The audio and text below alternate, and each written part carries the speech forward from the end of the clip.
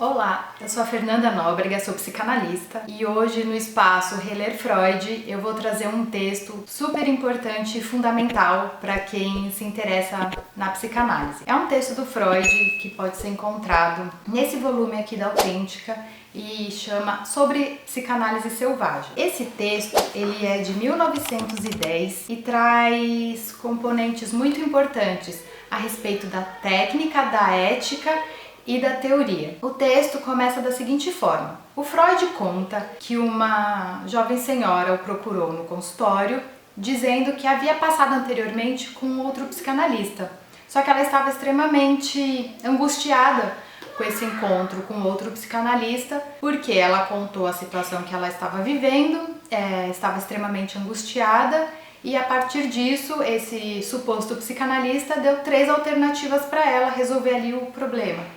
Só que ela ficou mais angustiada com as soluções que ele apresentou. Então ela chega ali até o Freud, conta isso que aconteceu. E a partir desse recorte, o Freud escreve esse texto, traz alguns apontamentos para a gente pensar no fazer da clínica. Em primeiro lugar, ele conta para a gente escutar o que o paciente nos traz, mas não tomar isso como uma verdade absoluta. A gente não vai conferir se isso realmente aconteceu ou não, mas a gente, claro, que vai escutar e vai acolher isso que a pessoa traz. Bom, outro ponto que ele vai trazer pra gente pensar é a respeito da cura, no seguinte sentido. Freud vai comentar que essa intervenção foi baseada puramente na teoria. Então, essa pessoa, esse suposto psicanalista, tomou uma parte da teoria e fez uma intervenção com o objetivo de curá-la, mas ele não fez o que a gente faz no trabalho da clínica,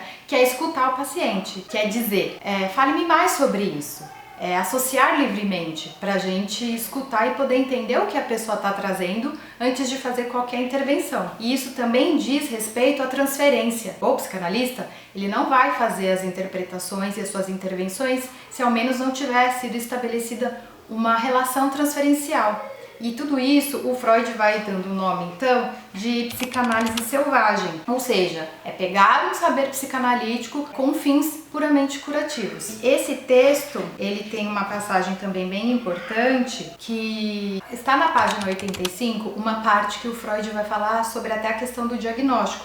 Ele diz o seguinte: quem sofre de angústia, nem por isso tem necessariamente uma neurose de angústia. O diagnóstico não pode ser deduzido a partir do nome. Precisa-se saber que fenômenos caracterizam uma neurose de angústia, para distingui-los de outros estados de doença também manifestados pela angústia. O que vai trazer uma diferença no diagnóstico dentro do campo da psicanálise. A gente faz o diagnóstico estrutural, ou seja, a partir do discurso do paciente. A gente não vai se ater unicamente ao fenômeno e dizer o que é que o paciente tem, sendo que o diagnóstico funciona em uma análise para a direção do tratamento, não para rotular ou fechar o paciente dentro de algum quadro ou transtorno. O Freud vai caminhando com esse texto, então ele vai trazer a questão da transferência, que é fundamental num tratamento, e ao final do texto ele diz que naquele mesmo ano ele fundou, junto com outras pessoas, com outros colegas, uma associação da psicanálise, que é a conhecida IPA, e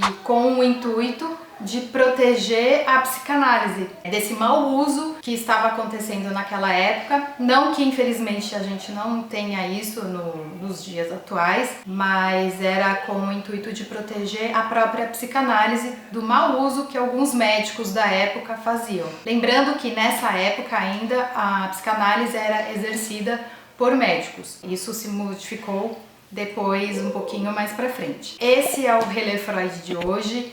Recomendo muitíssimo esse texto. Eu já li diversas vezes. Sempre que posso eu retorno, porque ele traz questões muito importantes sobre o fazer do psicanalista.